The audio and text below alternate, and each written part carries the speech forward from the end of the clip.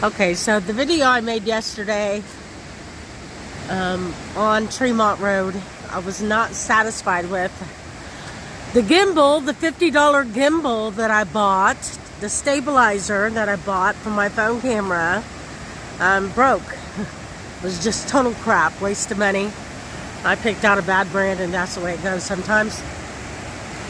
So I wanted to make sure to come back out here and take some more footage. This is the very end of Tremont Road.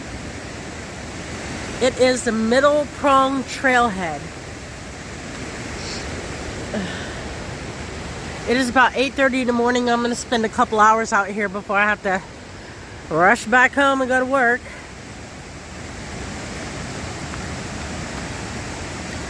But this is a really beautiful area.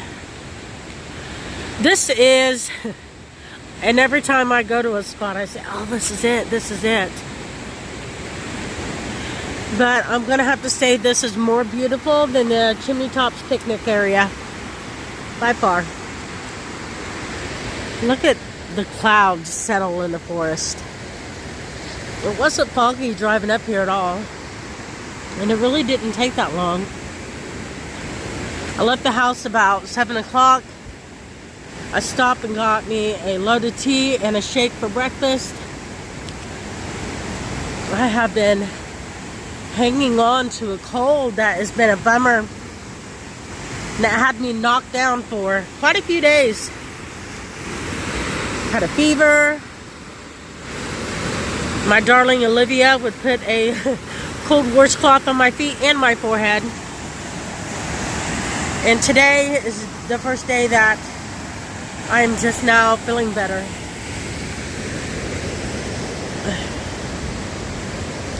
So a friend of mine pointed out yesterday about the quiet walkway sign that I seen. Let's walk up to it and check it out and find out where the walkway is. This is quite the unique shot. You got your peaceful, tranquil creek right there, and then you have a raging river. I love it.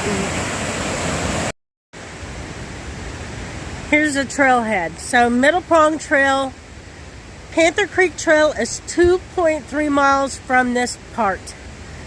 Greenbrier Ridge Trail is 4.1 miles from this. Appalachian Trail is 8.3 miles from this.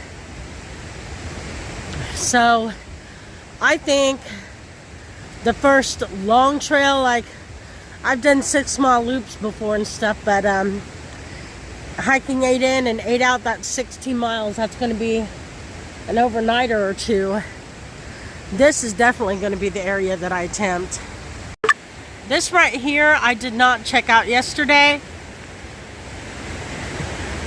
Now the quiet walkway sign is right over there. But that's on the Middle Prong Trail, and it says that it doesn't lead to any particular destination, which is wrong. But I'm wondering if this is the quiet walkway part. This branches off towards the right. And as beautiful as it is out here, I have to tell you, it's extremely remote. And I am the only one out here, except for maybe Bigfoot. I mean, if Bigfoot was going to hang out somewhere, this would definitely be it. Oh yeah, this is all storybook material right here.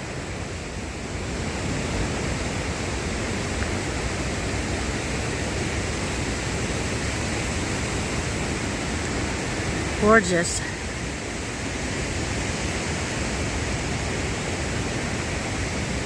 It's an unusually warm morning in December.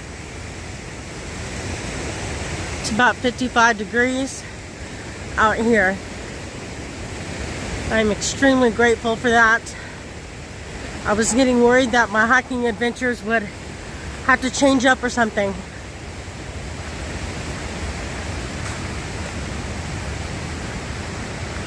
Not yet. So there is the quiet walkway sign. I think all the signs throughout the park, you know, you'll see them scattered, where they will let you know that this is one of the last wildlands able to be explored in East Tennessee. So there's a sign, and I think I'm right. I think the walkway is what I was on. Just kind of walk over that tree and veer to your left, and it takes you down a path. I am going to go back to my van and read a book for a little bit, and after a little while do a little bit more hiking. I am going to cut it up in sections. I wish I felt better, but I can't not move. Even when you're sick, people, you gotta move. A little bit of something's better than a whole lot of nothing.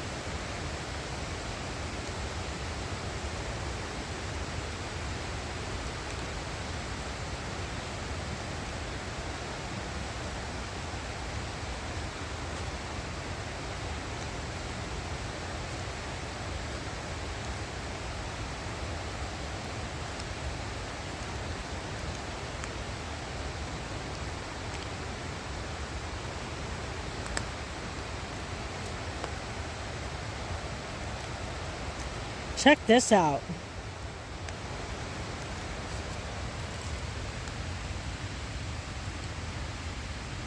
What is that?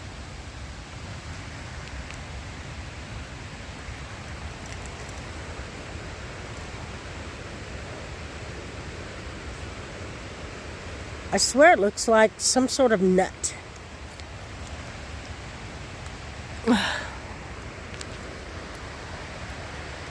Did it come from up there? This is a heck of a view from the back of your van. That's my little chair I got sitting on the ridge. Go sit and stare at the water for a few and then come back and then walk around. I don't know what I'm doing today. I'm trying to keep myself in a good mood. Trying to keep myself inspired and full of gratitude. And offer myself a sense of peace. Well, sometimes I wish that there was somebody hanging out with me. Sometimes.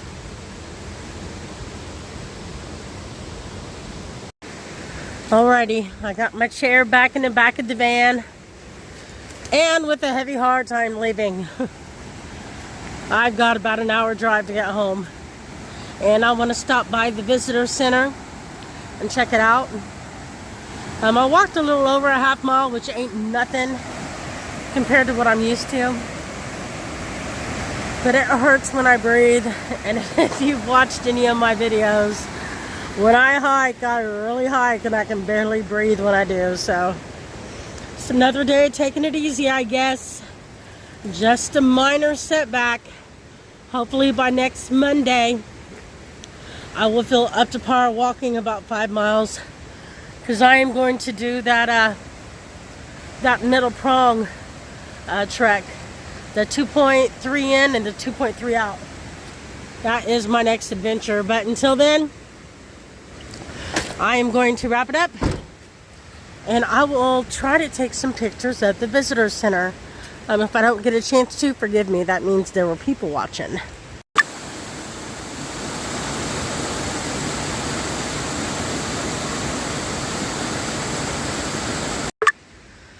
So I am lucky enough to have a lot of my teacher's writings that he passed along to me.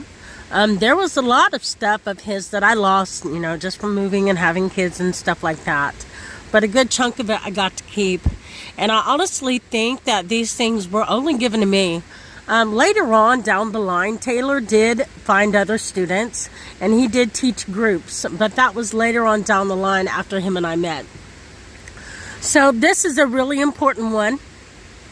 It's called The Highest Court in the Land. It's short, but you will catch the meaning of it rather quickly. Let's talk about all of our mental lawsuits. You know, the one against your mother for being the way she is. The one against your significant other for not being the way you want them to be.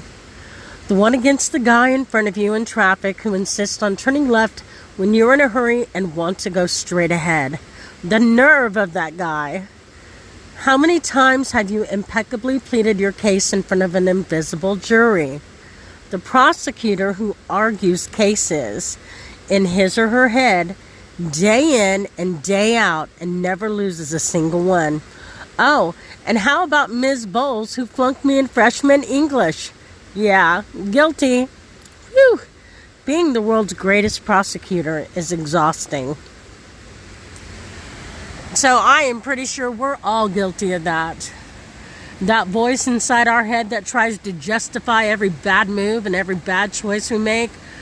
When we cuss at people in public or yell at our kids or, you know, just whatever it is. When we try to justify that. There is really, in reality, no justification. It is completely pointless to roll something over in your mind over and over again and try to figure out who's at fault. Whether you want to believe it or not, we are at fault. We're responsible for our choices.